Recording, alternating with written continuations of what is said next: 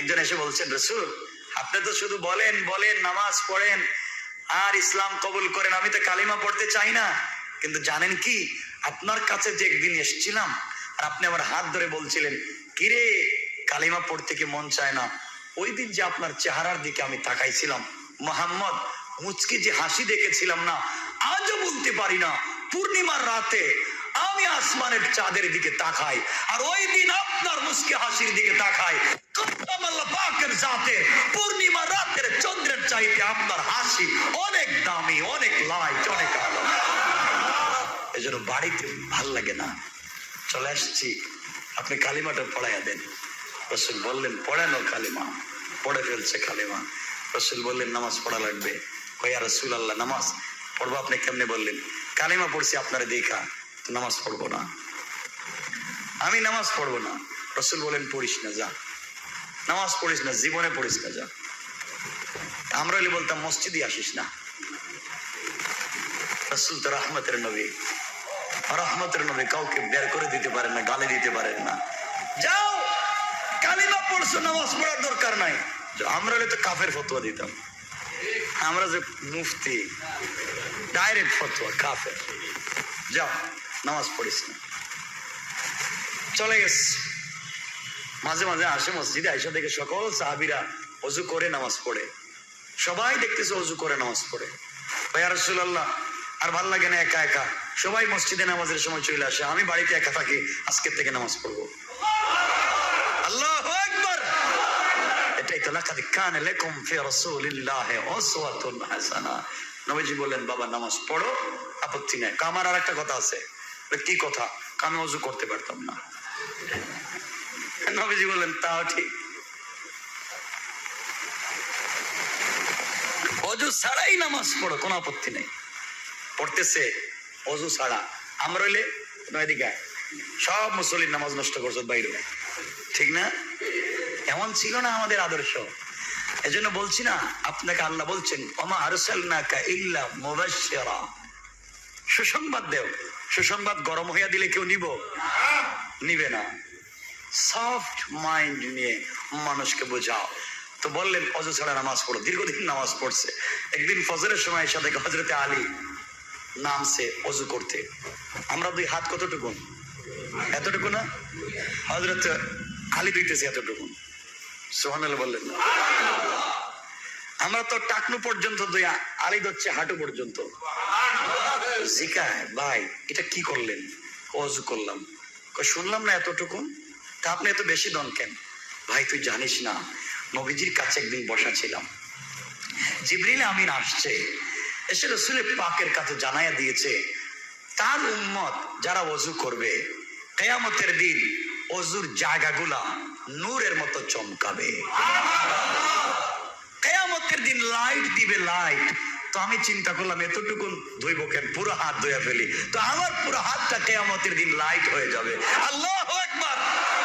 এজন্য পুরো হাত ধুই। কই এত পাওয়ার? তাহলে আজকে আমি ওযু করতাম না, আমি ডাইরেক্ট গোসল করব, আমার পুরো বডি লাইট হয়ে যাবে। আল্লাহু আকবার বললেন না? তাকে বোঝানো লাগে নাই, বীজ একবারে ভিজা শরীরে মসজিদে নববীতে রাসূলের সামনে হাজির। কি রে ভিজা কেন? কই ইয়া রাসূলুল্লাহ এতদিন বলছি ওযু না, 5 ওয়াক্ত গোসল করুন।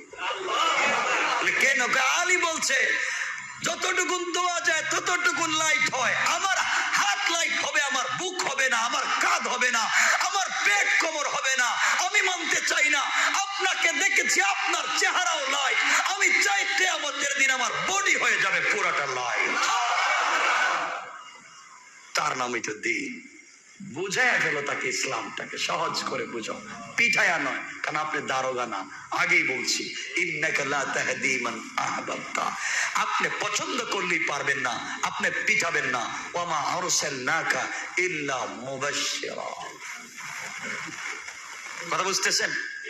এই যে নামাজকে কাজে লাগায় দাও, নামাজকে কাজে লাগাই দাও। দুটা কথা না বললেই না, নামাজের কথা যেহেতু মনে আসছে। রাসূল পাক তো ইন্তেকালের সময় আপনারা জানেন, ইন্তেকালের সময় জানেন হুশ চলে যাইতো। তো একদিন হুশ তো চলেই গেল, সাহাবায়ে কেরাম নামাজ পড়তেছেন, নামাজ পড়লেন। ইশার সময় সকল সাহাবীরা আসছেন, নবীজি উঠতে পারতেছেন না, জ্ঞান ফিরতেছে না, রাত্র গভীর হয়ে যাচ্ছে।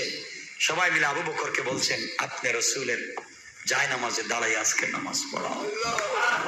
আবু বকর তো হার্ট অ্যাটাক হওয়ার মতো, আরে নবীজির জায়গায় নামাজে দাঁড়াবার মতো সাহস কি আমার আছে? হযরত আবু বকর দাঁড়ায় এত নামাজ পড়াচ্ছেন। নবীজির হুশ আসলো, বললেন আয়েশা। আয়েশাকে যখন ডাকছেন, আয়েশা বলছেন, ইয়া রাসূলুল্লাহ, আপনি কি আমাকে চিনতে পেরেছেন? হ্যাঁ, চিনতে পেরেছি। আয়েশা বলো তো এখন কয়টা হয়েছে? ইয়া রাসূলুল্লাহ, রাত্র গভীর, ইশার টাইম চলে যাচ্ছে, আপনার সাহাবীরা মসজিদে বসে বসে কাঁদতেছে। আয়েশা, কিসের আওয়াজ শোনা যায়?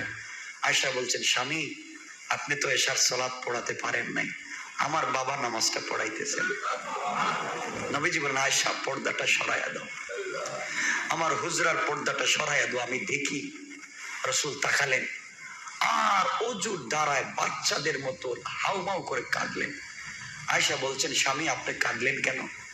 আয়েশা, জানিস না, এই নামাজের জন্য না অনেক মায়ের খাইছি। পাবলিকের কাছে এই নামাজের দাওয়াত দিতে গিয়ে আমার মাথায় নাড়ি বুড়ি ফেলে দিয়েছে।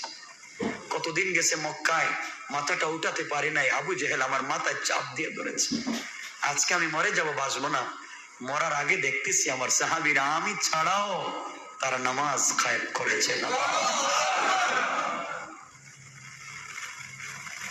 জিন্দেগি যাক, এখানে অনেক আবেগের কথা, লম্বা আলোচনা, সেটা বলবো না।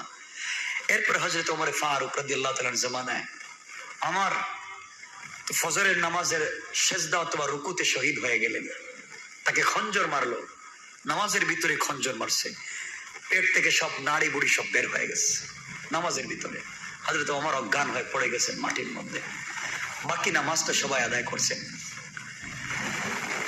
সারা দিন চলে যাওয়ার পরে মৃত্যুর টাইম, ওমরের দুইজন সাহাবী নাড়ি বুড়ি ভাবে টান দিয়ে পেটের ভিতরে ঢুকায় রাখছেন, রক্ত চলে যাচ্ছে। ওমরের যখন জ্ঞান ফিরেছে, ওমর বলছেন, ভাই, আমি তো ফজরের নামাজের ইমাম ছিলাম, তোমরা সবাই কি নামাজ পড়েছ? ঠিক মতো কি ফজরের নামাজটা হয়েছে?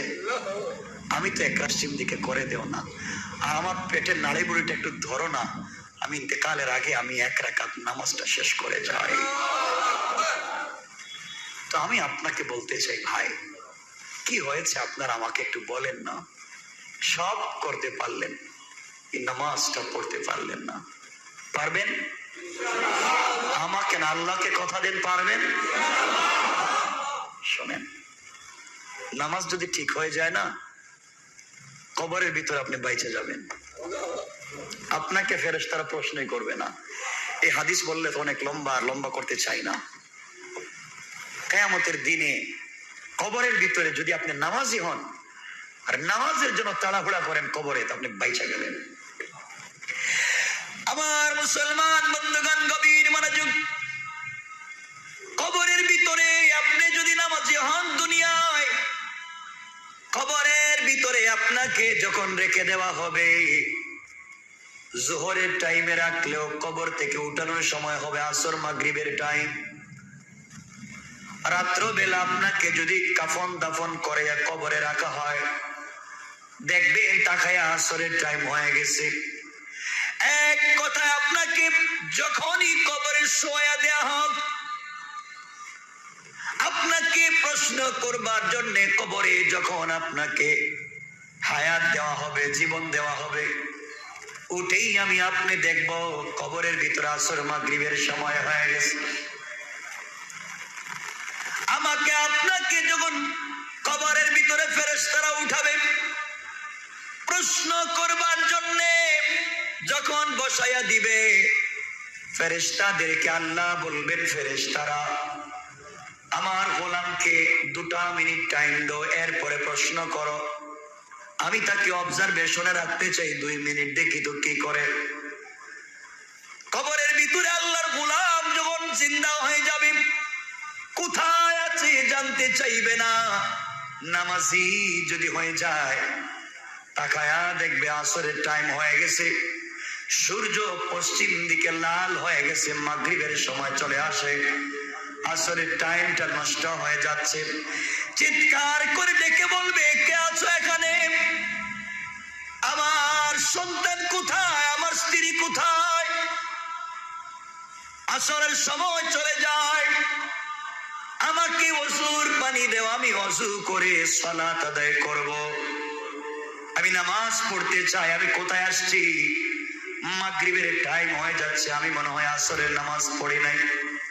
ফেরেশতারা ডেকে বলবেন, বাইরে তুমি এখন দুনিয়ার জমিনে না, তুমি কবরে চলে এসেছো।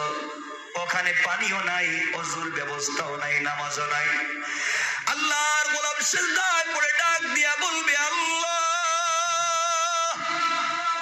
মওত যখন তুমি আমাকে দিয়েছো, ওই টাইমে কেন তুমি আমাকে মওত দিলা? আল্লাহ তাআলা, আমাকে কেন আসরের নামাজটা পড়তে দিলা না?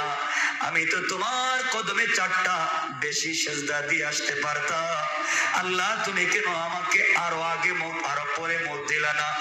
আল্লাহ ডেকে বলবেন, গোলাম তুই এখন মরিস নাই, হয়তো রাত্রবেলা না হয় সকালে তোকে কবরে রাখা হয়েছে। তুই যা দেখতেছিস সেটা অরিজিনাল টাইম না।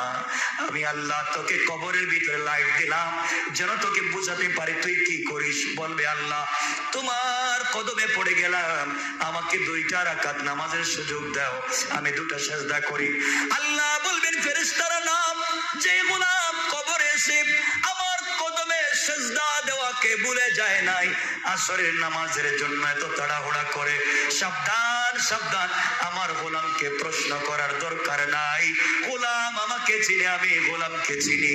আমার গোলামের সঙ্গে জান্নাতুল ফেরদাউসের কানেকশন ফিট করে না। সকল নবীরা ছিলেন কোন গ্রামের নবী। এক এক সময় এক এক এলাকায় একাধিক নবী ছিলেন। কেন্দ্রীয় কোন নবী ছিলেন না। বনি ইসরাইল একজন নবী, অনারবে আরেকজন নবী, আরবে একজন নবী, বিভিন্ন জায়গায় বিভিন্ন নবী ছিলেন, কিন্তু সবাই ওটা দুনিয়ার নবী ছিলেন না। ইয়াহিয়া এক জায়গায় নবী, জাকারিয়া আরেক জায়গার নবী, মূসা এক জায়গার নবী, ঈসা আরেক জায়গার নবী। কথা বুঝতে পেরেছেন? কিন্তু রাসূল কোন দেশের নয়, কোন গোষ্ঠীর নয়, কোন রাষ্ট্রের নয়, কোন মতাদর্শের নয়, তিনি গোটা বিশ্বের সকল সৃষ্টির নবী। এই কথাটা বুঝবেন কি বলতে চাই। এজন্যে আগেকার সকল নবী ছিলেন কোন গ্রামের লিডার, গ্রামের নবী, ইউনিয়নের নবী, থানার নবী, জেলার নবী, ডিস্ট্রিক্টের নবী। আর শুধুমাত্র কেবলমাত্র একজন পয়গম্বর, গোটা দুনিয়ার পয়গম্বর। তিনি হচ্ছেন কে? মুহাম্মদুর রাসূলুল্লাহ সাল্লাল্লাহু আলাইহি ওয়াসাল্লাম।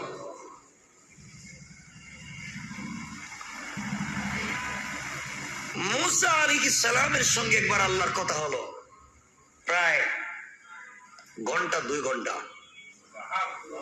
আল্লাহর সাথে মূসা কথা বললেন তুর পাহাড়ে। তো মূসা তো এমনি কথা বেশি বলতেন আল্লাহর সাথে, দীর্ঘ সময় কথা বলছেন আল্লাহ। তো মূসা বলছেন, আল্লাহ তাআলা আপনি কার সাথে কথা বলছেন বলেন? বলে, আমি মূসার সাথে কথা বলছি। আচ্ছা বলেন তো আমার উম্মত কারা? যাদের কাছে তুমি দ্বীনের দাওয়াত দাও তারা তোমার উম্মত, যাদের কাছে তাওরাত নিয়ে গিয়েছো তারা তোমার উম্মত।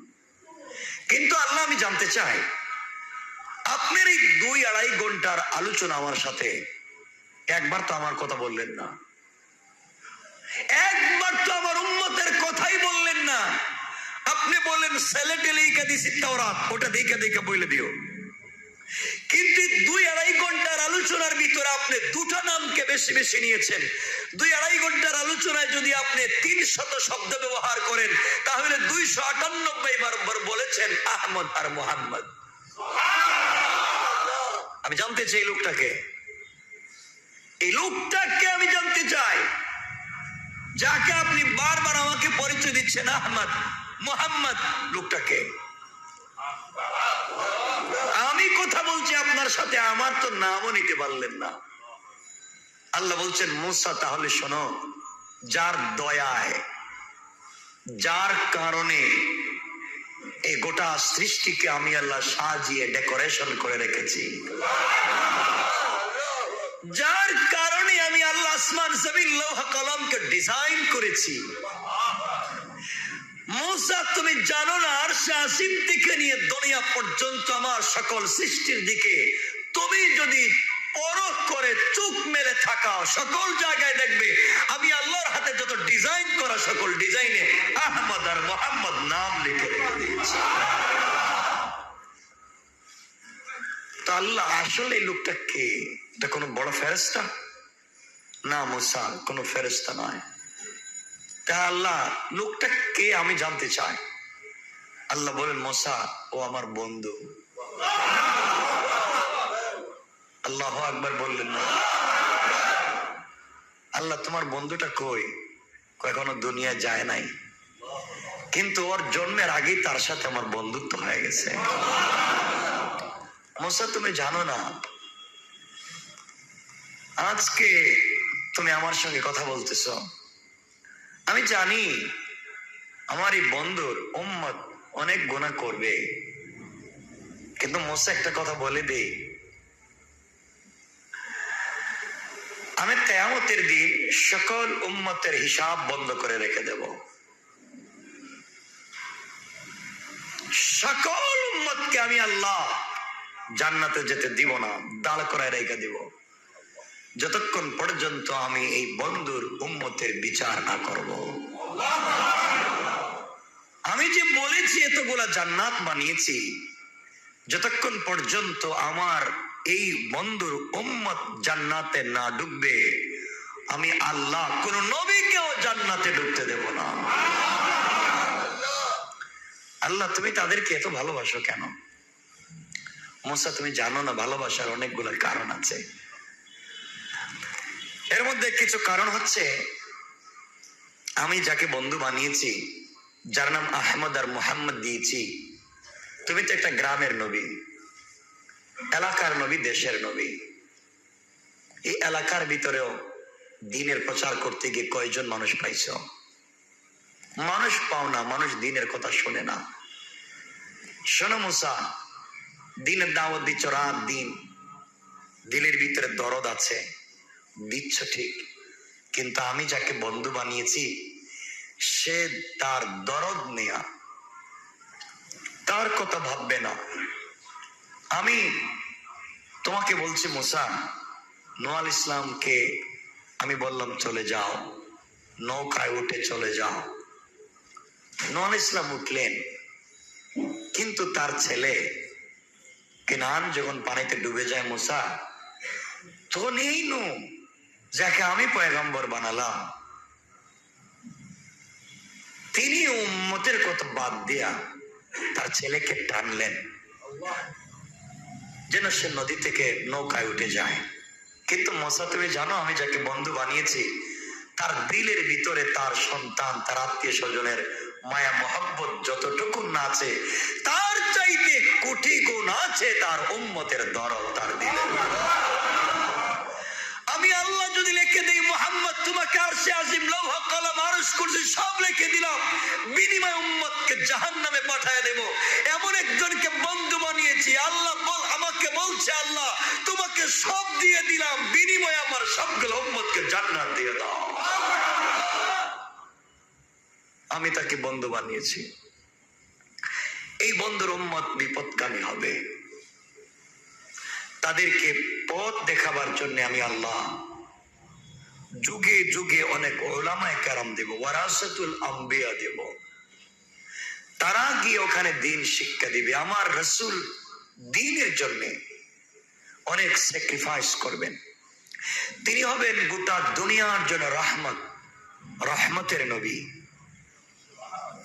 এই জন্য আমার রাসূল হচ্ছেন রহমত, কি গোটা সৃষ্টির জন্য রহমত। আজকে সমাজের যে অবস্থা, আমরা যারা মুসলমান দাবি করি, আপনারা বলেন তো এই রাসূলের কোন চরিত্র আমাদের মধ্যে আছে?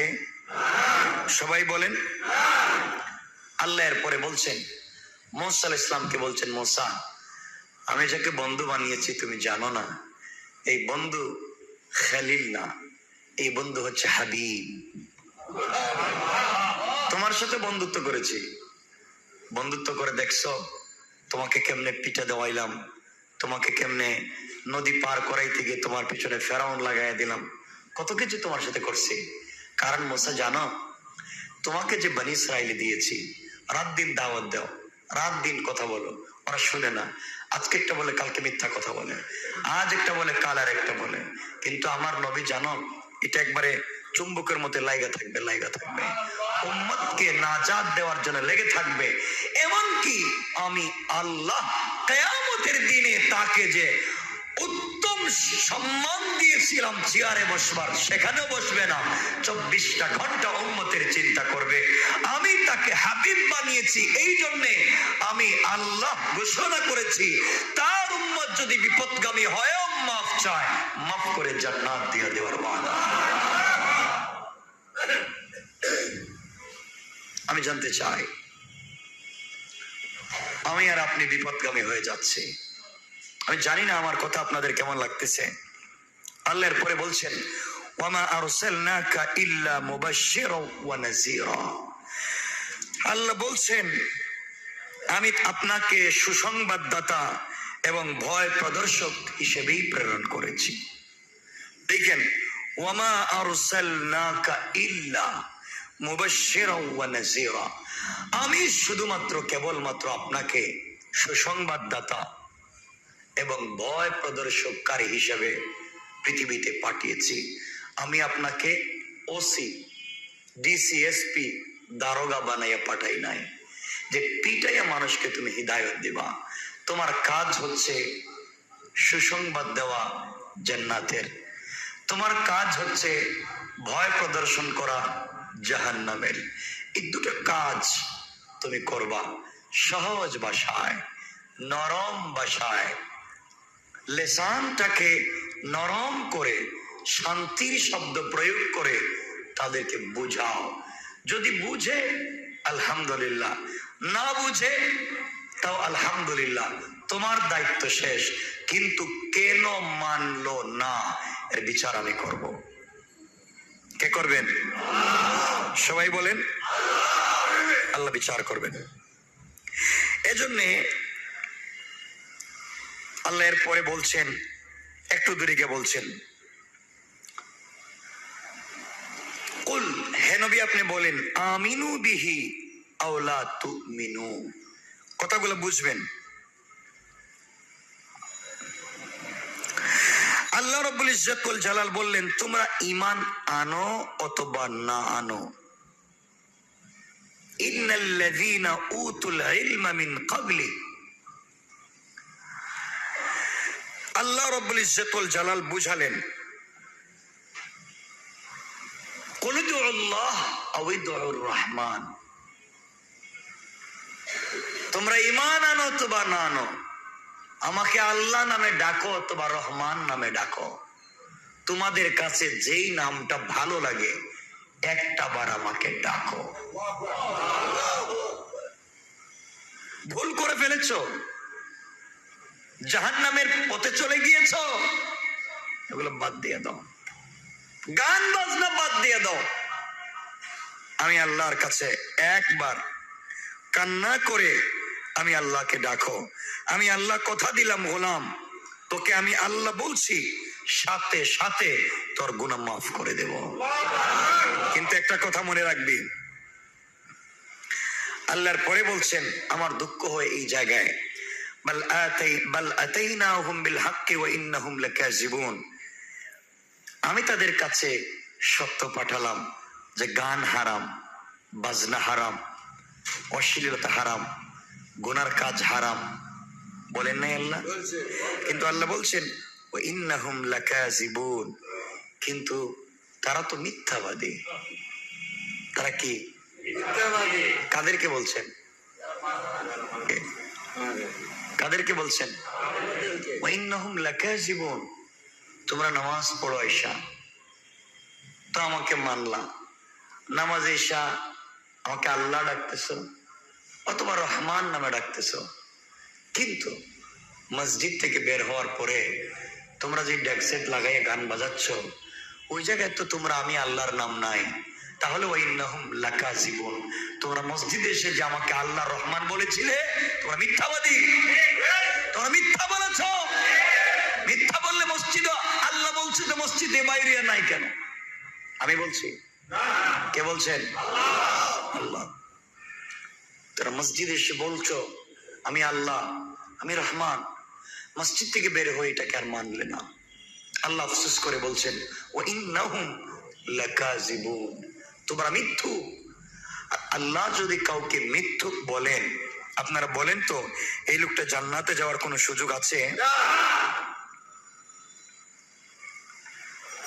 নাই। সুতরাং আমাদের কাজ হচ্ছে জীবনে যত কাজ করি সকল কাজের মাধ্যমে আমরা চাই আল্লাহকে খুশি করা, এটা না? আমাদের উদ্দেশ্যটা কি বলেন?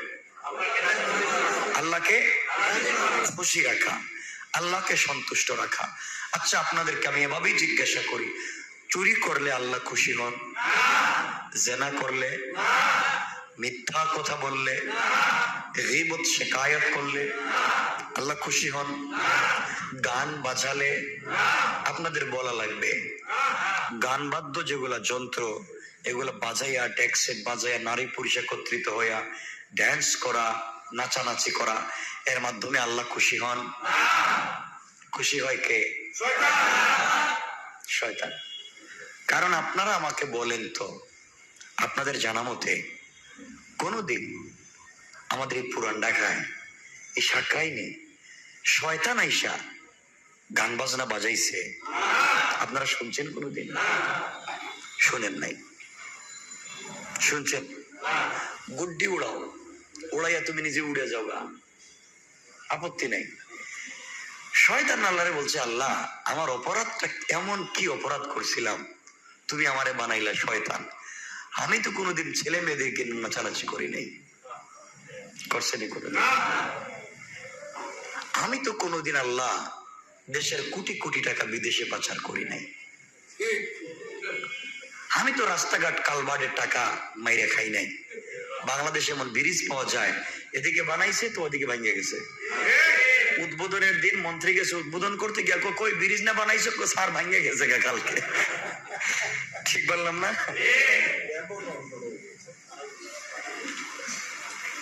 গতকালকের কথাই তো, ঢাকা আরিচা সড়কে জানেনই তো ব্রিজে ফাটল ধরে গেছে। এই যে আমিন বাজারের যে ব্রিজটা ফাইটে গেছে।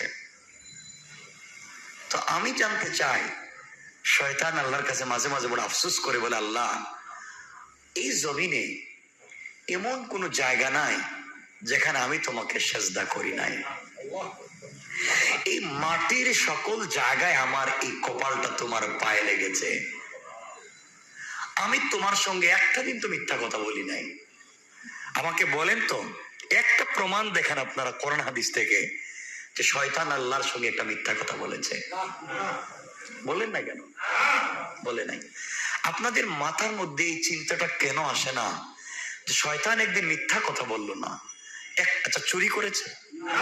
দোকান চুরি করেছে? কারো মেরে নিয়ে এইভাবে দিহানের মতো গেছে? যায় না। তো শয়তান বলতেছে, আল্লাহ আমি তো কোনো কাজ কাম করলাম না, তাহলে আমারে তুমি শয়তান বানাইলা, আমি তো কিচ্ছু করি নাই, শুধু তোমার আদমকে সেজদাটা দিলাম না। একটা মাত্র অপরাধে যদি আমার এত শাস্তি দেও, তাহলে তোমারই গোলামেরা যে নামাজ পড়া তোমারে আবার মানে না, গান বাজায়, জিনা করে, মদ খায়, ফেন্সিডিল খায়, ইয়ামা খায়, আরেক বেচারার মেয়েরে নিয়ে রক্তকরণ করে মেরে ফেলায়, এরপরেও দেখি তুমি আমারে শয়তান বলো, এদেরকে কিছু বলো না। এজন্য আল্লাহ রাগ করে বলেছেন ওয়াইন্নাহুম লাকাযিবুন, শয়তান জানিস ওরা আমাকে যা বলছে, আমি ভাবছিলাম তো আমার মতো সরল সহজ মনে হয় মানবে, বাইরে গিয়ে আমি আল্লাহরে মানে নাই। তোরা কথা দিলাম ওরা যদি তওবা করে মাফ দিব, আর যদি তওবা না করে তাহলে তোকে যে জান্নাত দিব জাহান্নাম দিব না, এর চাইতে নিচে ওদেরকে দিব, নিচে।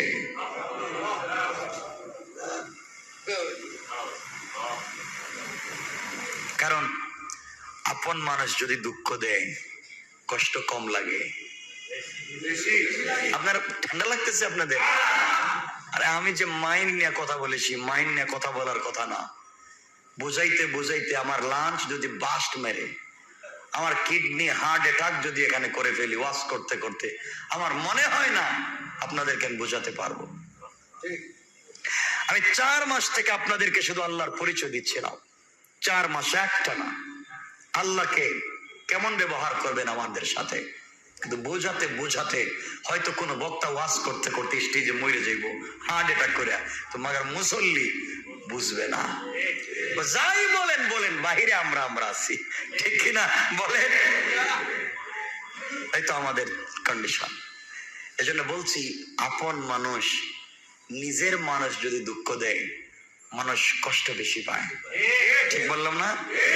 যার সাথে বেশি সম্পর্ক, যার সাথে কি কথা বলেন না কেন, কম যদি সম্পর্ক থাকে, যা দেখা হয়েছে রাস্তাঘাটে একদিন বন্ধুত্ব হয়েছে তো বাদ, খুব বেশি সম্পর্ক, সে যদি কষ্ট দেয় মানুষ সহ্য করতে পারে না।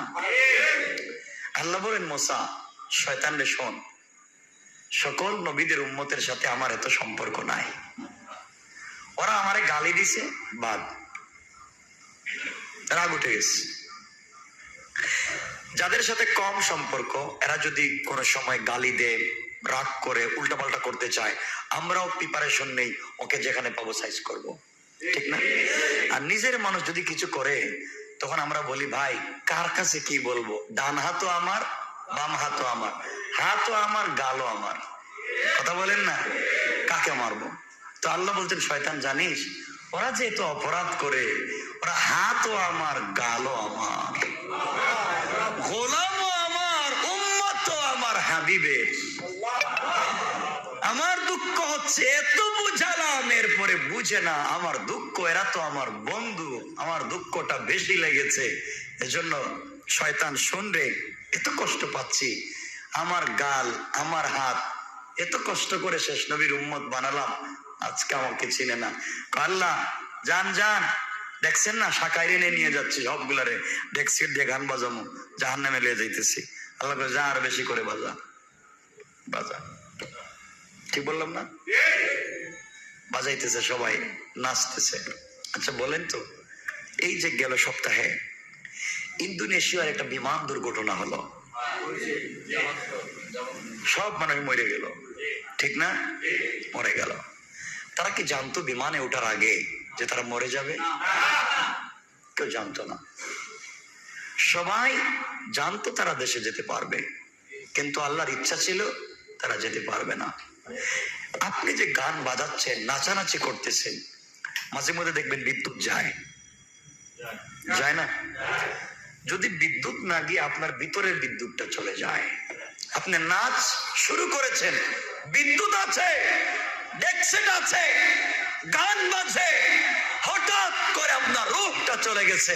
ইয়াসআলুনাকা আনির রূহ কুলির রূহু মিন আমরি রাব্বি, আল্লাহ বলছে রূহ তোর উপর আমার হুকুম, থেমে যা, বন্ধ হয়ে যা। আপনার নাচ থাকবে, গান থাকবে, থাকবেন না আপনি। তো আপনাকে জানতে চাই, কে আপনাকে বুদ্ধিটা দিচ্ছে গুনার কাজে লিপ্ত হবার? আপনি কাকে বন্ধু বানিয়েছেন, কাকে নেতা বানিয়েছেন, কাকে আদর্শ মনে করেছেন?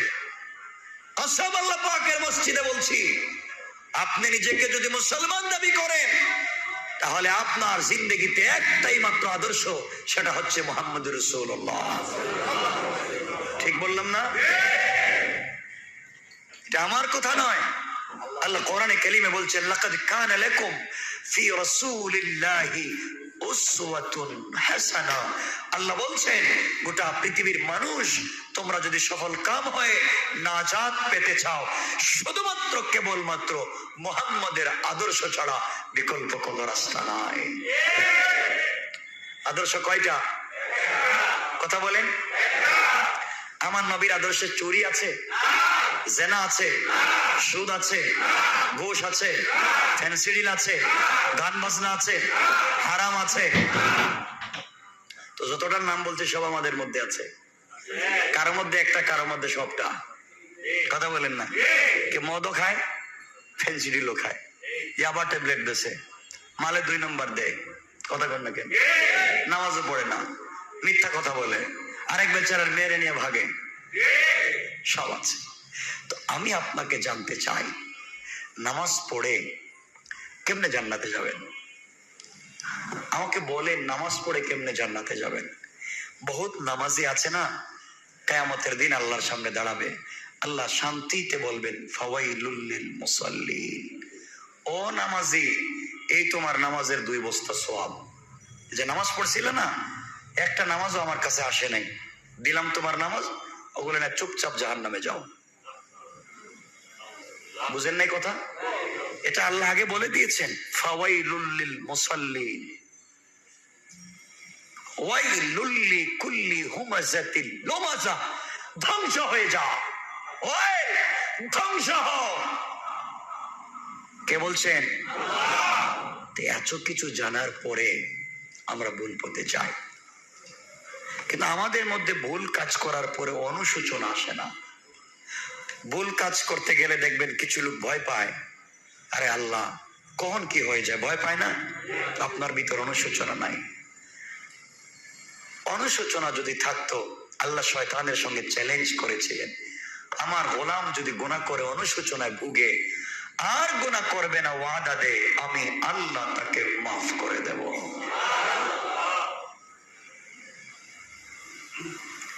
আমি জানতে চাই, আল্লাহ রাগ করে বলেছেন ওয়া ইন্নাহুম লাকাযিবুন, এরা মিথ্যাবাদী।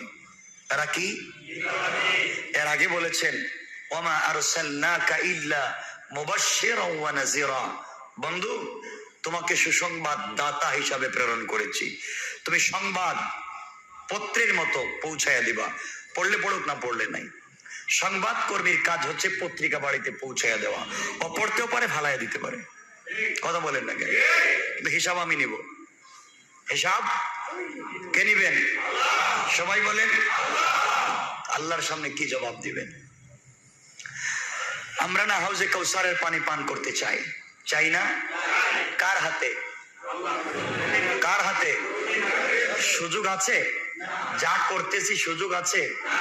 আমাদেরকে নবীজি চিনবেনও না। এই জন্য যারা মসজিদে এসেছেন, আল্লাহর ওয়াস্তে বলেন যা মন চায় করেন, গান বাজনা করবেন না। যুবক যারা আছো, যুবক তরুণ আমার মতো বডিতে যৌবন আছে, আরে তুমি জানো না, তুমি জানো না, তোমার মতো কত মানুষই বাংলাদেশে আছে, তারও ঠোঁট আছে, আমারও ঠোঁট আছে। আমি ঠোঁট নাড়ালে আওয়াজ হয়, সে ঠোঁট নাড়ালে আওয়াজ হয় না। বাংলাদেশে কত লোক আছে আমার মতো, আমি তাকাইলে চোখ দিয়ে দেখি, সেও তাকায় কিন্তু দেখে না। কথা ঠিক বললাম না? তুমি কেমনে সে আল্লাহকে ভুলে বসে আছো? নিমক হারামের মতো কেন বসে আছো? এখনো তোমার মধ্যে অনুশোচনা আসে না? জাহান্নাম থেকে বাঁচবার ভয় নেই? এই দুনিয়াটা হচ্ছে পরীক্ষার জায়গা। দুনিয়াটা কিসের জায়গা? শোনেন, কিয়ামতের দিনে আল্লাহ যখন সবাই মরে যাবে, তখন আল্লাহ আজরাইলকে বলবেন, আজরাইল কে কে বাকি আছে? আল্লাহ জমিনের সব মাইরা ফেলাইছি, জমিনে এখন আর কেউ নাই, শুধু আপনি, আমি আর 12 জন ফেরেশতা, আর আসমানের মধ্যে কিছু ফেরেশতা আছে, আর কেউ নাই। আপনারা মনে করতেছেন আসমান মনে হয় খালি, 2 আঙ্গুল জায়গা আসমানে বাকি নাই, পুরো আসমান আল্লাহ ফেরেশতাদেরকে দিয়ে ভরে রেখে দিয়েছেন।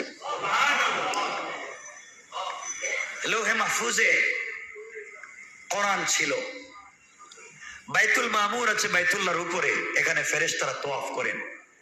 আল্লাহ বলছেন, রাসূল পাককে জানিয়ে দিয়েছেন, যারা একবার বাইতুল মামুর তওয়াফ করেছেন কিয়ামতের আগে দ্বিতীয়বার সুযোগ পাবেন না। এত বেশি ফেরেশতা আসমানের উপরে আছে। এদের কাজ হচ্ছে, কেউ সিজদায় পড়ে আছেন, তার জন্মের পর থেকে কিয়ামত পর্যন্ত সিজদায়, কেউ রুকুতে, কেউ দাঁড়িয়ে, কেউ বসে আল্লাহর ইবাদত করতেছে। যখন তাদের মৃত্যুর সময় আসবে, আল্লাহকে তারা বলবে, আল্লাহ সারা জিন্দেগি তুমি বলেছো সিজদায় পড়ো, একটা বার পাও নাড়াই নাই, মাথা উঠাই নাই, জন্মের পরে সিজদায়, আজকে মৃত্যু পর্যন্ত সিজদায়, কিন্তু আল্লাহ আমি জানি না এরপরও তোমার হক আদায় করতে পেরেছি কিনা। চিন্তা করতেছেন কিছু? আর তুমি তো আসোই না সেজদা দেওয়ার জন্য। আল্লাহ তোমার হক আদায় করতে পেরেছে কিনা জানি না। আল্লাহ বলবেন ফেরেশতা সবগুলোর মাইরে ফেলাও, সব মরে যাবে। এবার আল্লাহ বলবেন আজরাইল বলো তো কে বাকি? আল্লাহ আপনি আর 12 জন। 12 জন কে কে? 8 জন যারা তোমার আরশকে বহন করে রেখেছে, আরশ। আর 4 জন আমরা, আমি আজরাইল, জিবরাইল, মিকাইল, ইসরাফিল। 4 জন 12 জন, 4 জন আর 8 জন কয়জন? আর আপনি কয়জন? আর কেউ নাই। আল্লাহ তোমার তো মওত নাই, তুমি তো আছো। আমরা 12 জন। আল্লাহ বলবেন 3 জনের মাইরে ফেলাও। জিবরাইলের কাজ শেষ, মিকাইলের কাজ শেষ, ইসরাফিলের কাজ শেষ। ইসরাফিলের কাছে যাওয়ার পর ইসরাফিল বলবে ভাই আজরাইল রে, তুই যে আমাকে মারতে আইলি, আমি তো সবসময় সিংহা মুখে লাগাই বসেছিলাম, ফুক দিব, ধ্বংস করে দিব, কিন্তু আজকে যে আমাকে মারতে এসছ, আমার মনে হয় কোনোদিন কি আমি মুখ থেকে কি 1 সুতা, 1 ইঞ্চি, 1 চুল পরিমাণ সিংহা মুখ থেকে সরাইছি কিনা। যদি সরাইয়া থাকি তাহলে আজকে আমার অবস্থা খারাপ হয়ে যাবে। চিন্তা করতেছেন? আর আপনি আমার অবস্থা চিন্তা করেন তো একটু। সবাই শেষ। আল্লাহ বলবেন আজরাইল এখন কয়জন? আল্লাহ 8 জন আর আমি 1 জন। এদেরকেও মেরে ফেলো, আর সে আজিমের দরকার নাই, সব মেরে ফেলো, সবাইকে মারা হবে। আল্লাহ বলবেন এবার কে আছে? আপনি আর আমি। আল্লাহ বলবেন আজরাইল আমি তোমাকে মারবো না, গোটা দুনিয়ার সৃষ্টির প্রাণ তুমি নিয়ে এসেছ, তোমার প্রাণটা তুমি বাইর করে দাও। তোমার নিজের প্রাণ তুমি বের করে দাও। আজরাইল চিৎকার করে কাঁদবেন আর বলবেন আল্লাহ আমি যদি জানতাম মওত এত কঠিন, আমি যদি 1 কোটি বাঘের 1 বাঘ জানতাম মওত এত কঠিন, তাহলে পৃথিবীর মানুষকে এত কষ্ট দিতাম না।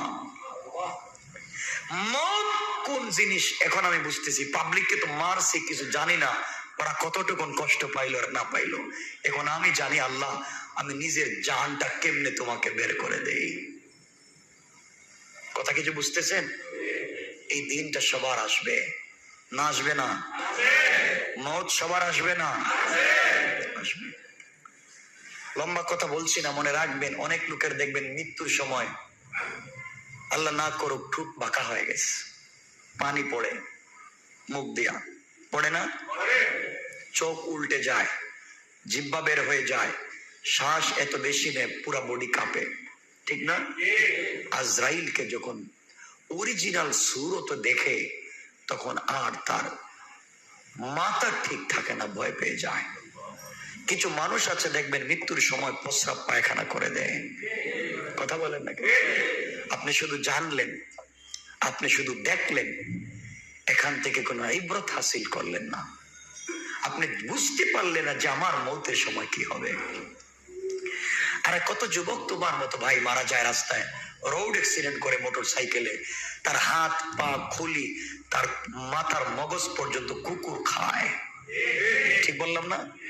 রাস্তায় লাশ পড়ে থাকে, কেউ নিয়ে যায় না, কেউ নিয়ে যায় না।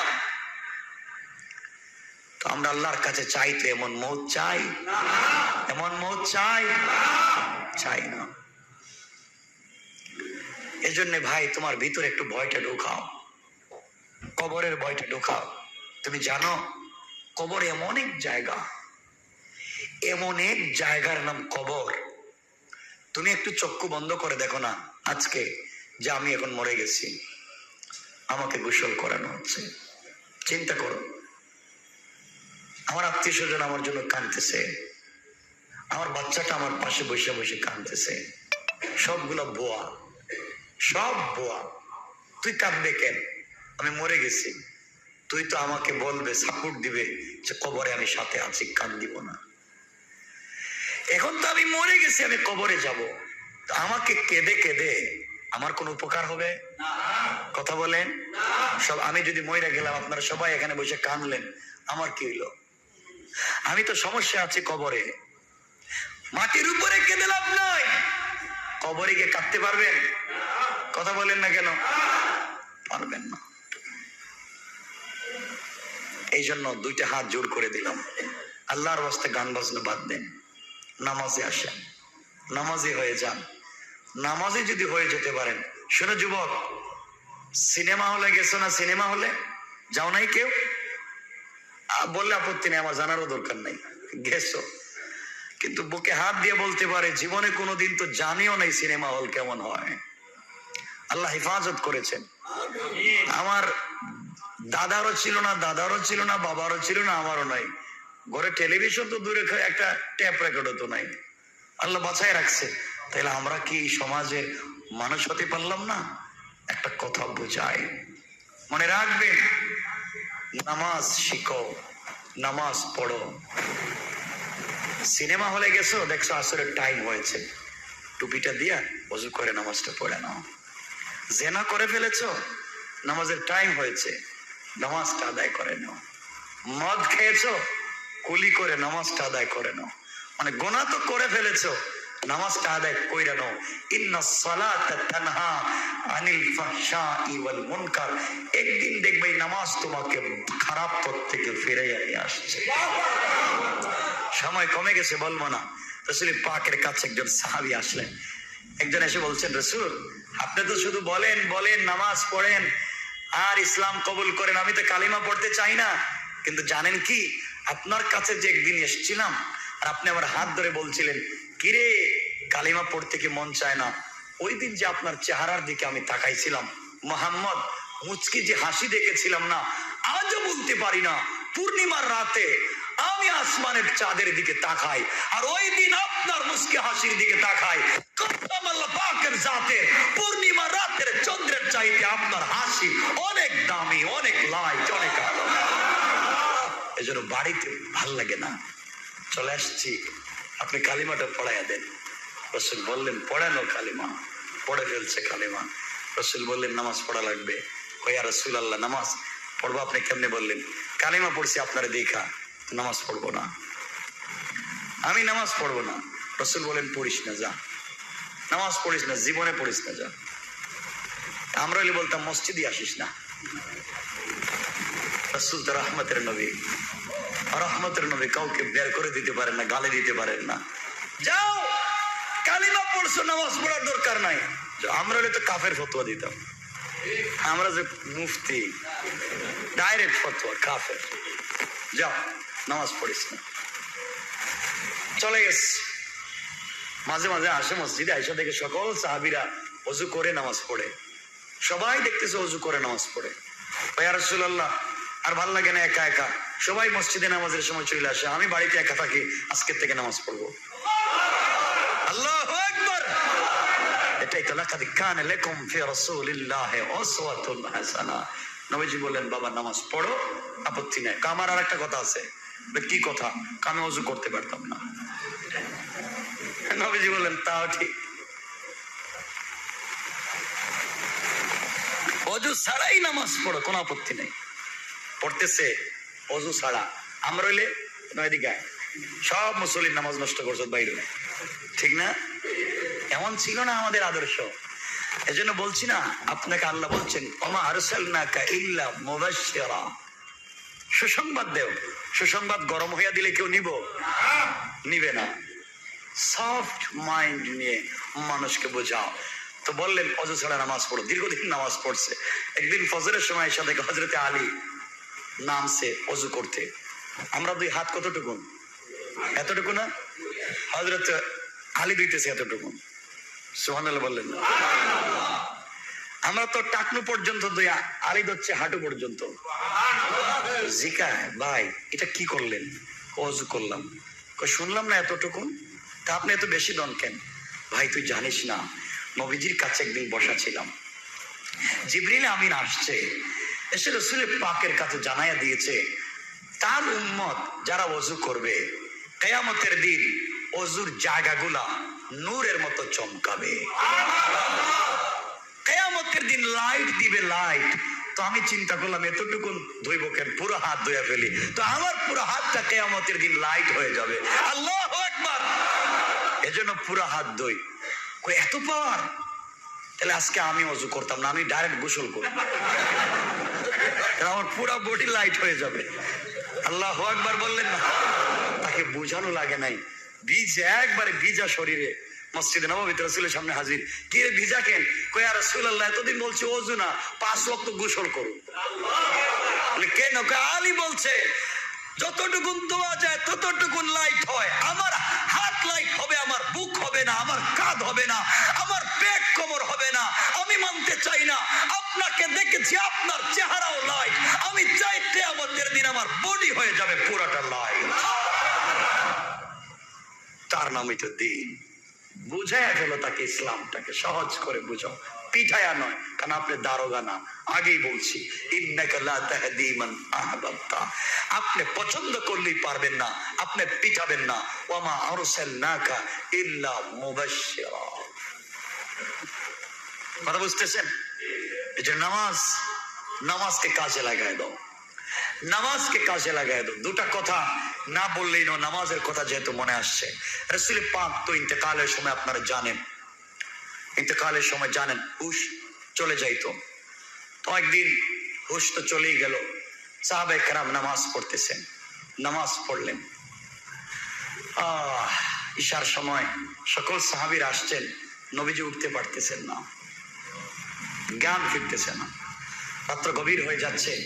সবাই মিলে আবু বকরকে বলছেন, আপনি রাসূলের জায়নামাজে দাঁড়াই আজকে নামাজ পড়াও। আবু বকর তো হার্ট অ্যাটাক হওয়ার মতো, আরে নবীজির জায়গায় নামাজে দাঁড়াবার মতো সাহস কি আমার আছে? হযরত আবু বকর দাঁড়ায় এত নামাজ পড়াচ্ছেন। নবীজির হুশ আসলো, বললেন আয়েশা। আয়েশাকে যখন ডাকছেন, আয়েশা বলছেন, ইয়া রাসূলুল্লাহ আপনি কি আমাকে চিনতে পেরেছেন? হ্যাঁ চিনতে পেরেছি। আয়েশা বলো তো এখন কয়টা হয়েছে? ইয়া রাসূলুল্লাহ রাত্র গভীর, ইশার টাইম চলে যাচ্ছে, আপনার সাহাবীরা মসজিদে বসে বসে কাঁদতেছে। আয়েশা কিসের আওয়াজ শোনা যায়? আয়েশা বলছেন, স্বামী আপনি তো এশার সালাত পড়াতে পারেন নাই, আমার বাবা নামাজটা পড়াইতেছেন।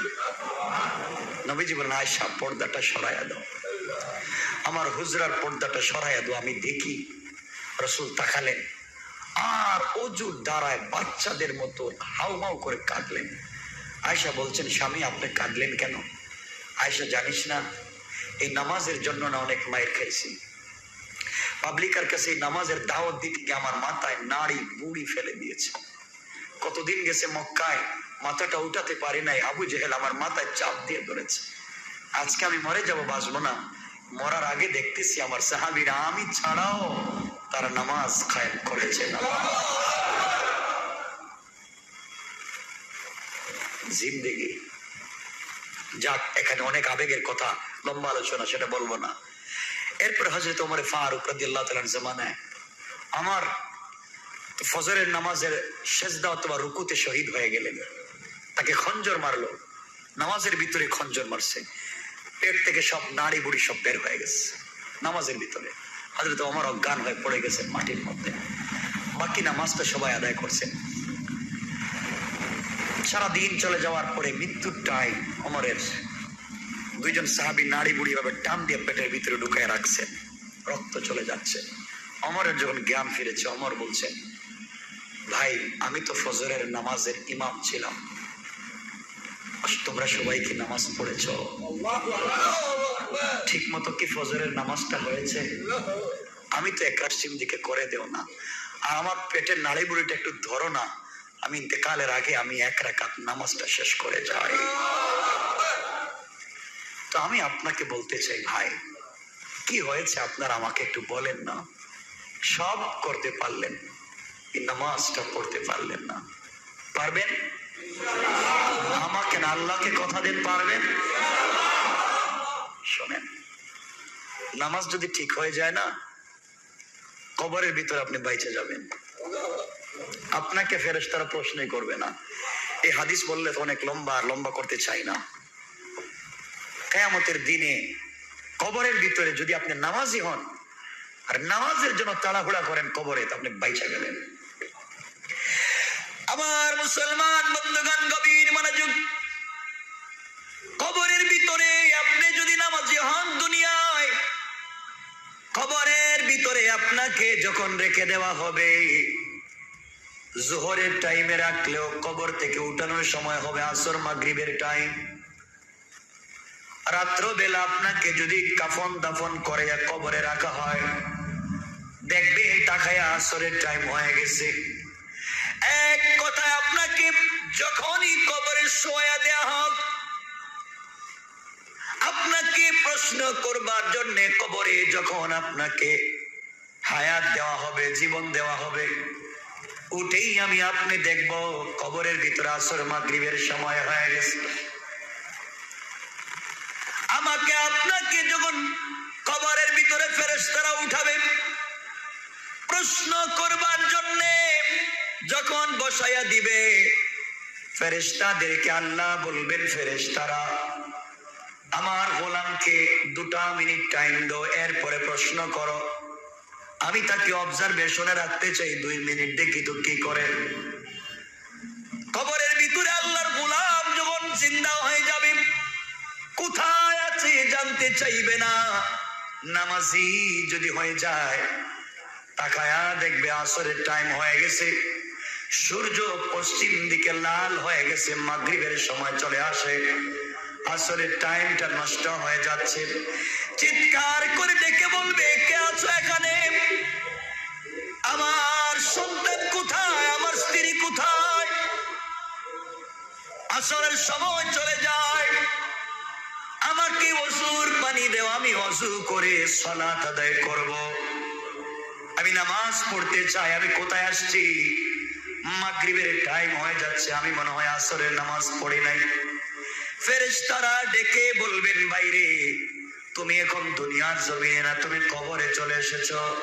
ওখানে পানিও নাই, ওযুর ব্যবস্থাও নাই, নামাজও নাই। আল্লাহর গোলাম সিজদায় পড়ে ডাক দিয়া বলবে, আল্লাহ, মওত যখন তুমি আমাকে দিয়েছো, ওই টাইমে কেন তুমি আমাকে মওত দিলা? আল্লাহ তাআলা আমাকে কেন আসরের নামাজটা পড়তে দিলা না? আমি তো তোমার কদমে 4টা বেশি সিজদা দিয়ে আসতে পারতাম। আল্লাহ, তুমি কেন আমাকে আরো আগে মওত, আরো পরে মওত দিলা না? আল্লাহ ডেকে বলবেন, গোলাম তুই এখন মরিস নাই, হয়তো রাত্রবেলা না হয় সকালে তোকে কবরে রাখা হয়েছে, তুই যা দেখতেছিস সেটা অরিজিনাল টাইম না। আমি আল্লাহ তোকে কবরের ভিতরে লাইট দিলাম যেন তোকে বুঝাতে পারি তুই কি করিস। বলবে, আল্লাহ তোমার কদমে পড়ে গেলাম, আমাকে 2টা রাকাত নামাজের সুযোগ দাও, আমি 2টা সিজদা করি।